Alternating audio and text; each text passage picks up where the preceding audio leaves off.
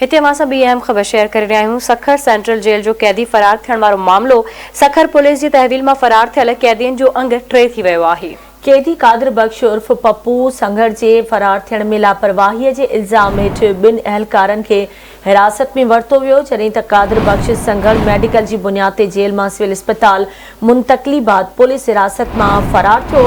उन खां अॻु एहतिसाब अदालत ॿाहिरां नेब जा 2 कैदी ज़िया ऐं नदीम सिद्दीकी बि फरार थी विया हुआ।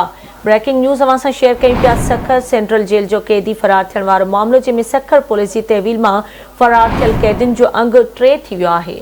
तफ़सील मालूम कंदासीं। असां सां लाइन ते मौजूद आहे सखर मां आवाज़ न्यूज़ रिपोर्टर मोड़ू महर।